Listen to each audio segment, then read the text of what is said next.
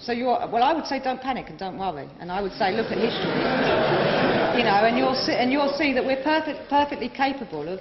On a point of clarification, the gentleman's point. One more then. Okay, well, he's just saying that Manhattan doesn't grow its own food. There's a finite limit of food production which the planet can support. So I think that's what the population. I mean, if you go back to the original population theory. Okay, so let me take you on your finite resources.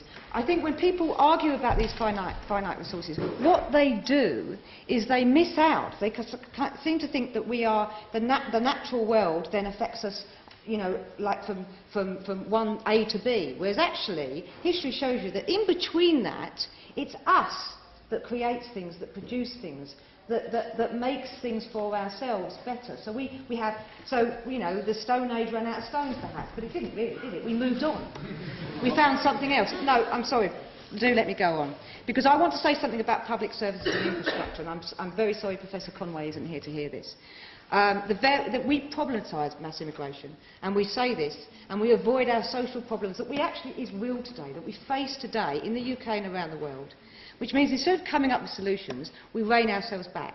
So it is true that immigrants have been blamed and used as a scapegoat for our kind of British public services shortcomings, right? But today, and I think some of the conversation, it's a different debate, but I'd like to have it with you, is about the kind of social problems are now naturalised, seen as something we can't do anything about. But we certainly can. So let me take this thing around houses. You know, the land surface area of the UK has been built upon for human habitation only 10%. It's only 10%. You know, you fly down, you know, and go back and go into London. There's loads of green areas for us to build on. We don't have to worry about that. Let's demand more houses. Let's treble, let's quadruple the people who can come in and build those houses with us. Unemployment. People worry about unemployment because they see jobs as finite. There's only a certain amount of jobs, and then there's only a certain amount of people who can take it. Whereas I would say, then demand more jobs. Be creators, be producers. Go on. That's not the way that economics work. People can't do it. You don't demand more jobs and they suddenly spring out. It's not that it's finite. Okay. The argument isn't that, oh, well, it's finite. It's that it can only expand at a certain rate. Yes, okay, no, I'll take you up on that. Okay, thank you. Okay, when women wanted to go into the workforce, some men said they'd take all our jobs. But that didn't happen. I think if you believe in a dynamic, flexible economy, then actually the dynamic, flexible economy allows the demand for jobs, like it meets the demand for goods, and it meets the demands for consumption. Okay, let me give you one more thing about public services. Transport and infrastructure, bit of a comparison and a reality check here. India is building 40,000 miles of national railway network. On the other hand, our Department of Transport has said that between 2006 and 2008, what are we going to get? About 60 miles of road improvement. Now, that's not good enough in my mind. Don't be duped here. Don't lower your expectations about what we can expect from our country. It is not immigrants. It's a lack of investment. But there is an investment in things like British citizenship tests and welcome packs that tell newcomers that we don't spit, that we queue. Boy, do we queue. And that, if they want to go fishing, they have to get a licence. That's the kind of... I mean, it just sums up our pathetic and patronising notion of what it is to be British. But it actually is the political leaders that are totally failing to provide any set of values, any vision that we can be proud of. Instead, people use words and jargon like social cohesion. And it's recognised that there's something missing. But what is it that's missing? And who took it? Aha, the immigrants. And actually, it's not just individual immigrants, it's mass immigration. Mass immigration. You know, we can't, the public, to be trusted when there's mass immigrants, you know, in our country, to pick and choose and keep the things that we like about our country, because we're vulnerable. We need to be protected with these immigrants, because they're just a little bit weird, they're just a little bit different. Whereas I would argue, I want immigrants to act differently, to show me something different than what we used to. This ever-stifling society that tells me I can't smoke, I can't eat fast food, I can't bring up my kids the way I want to. I actually think acting a bit differently would be fantastic. Maybe it's exactly what we need.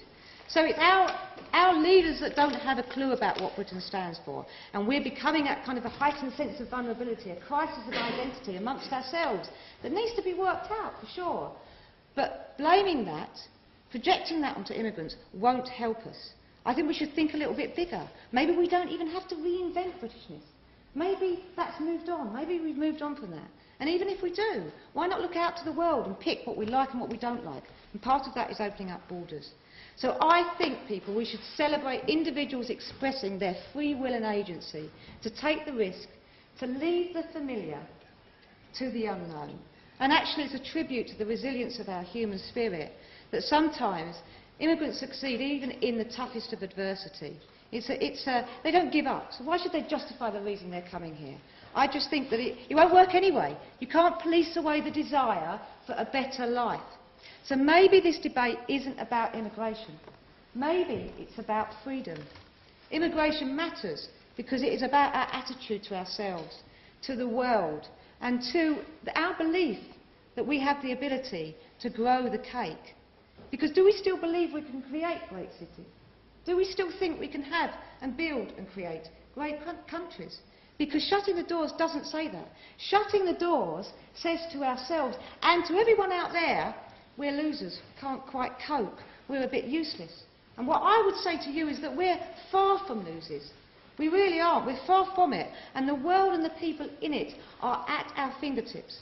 So I would urge the House to reject this motion as short-sighted, as foolish, and it will be a tragic twist in human history making if this is passed. Thank you.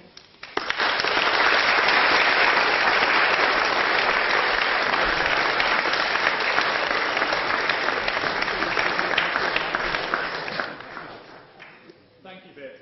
Now, our next speaker actually used to sit in this chamber not so many years ago when he was at Churchill. However, since then he's become an MEP and a self-proclaimed Eurosceptic. And I would like to introduce Roger Helmer.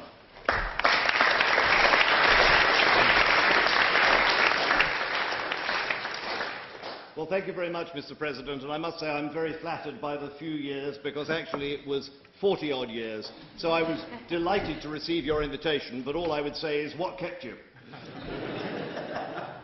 Can I thank Viv Regan, the previous speaker? That was fantastic. I just wish I had here one of our Green MEP colleagues from the European Parliament, and I'd love to hear their critique of your idea of unlimited growth, unlimited population, unlimited building on the green belt, no land left to grow agricultural products. And frankly, if you think we can grow population like that, I think you just want to go out and look at the price of oil and look at the price of rice, and you'll see why you can't.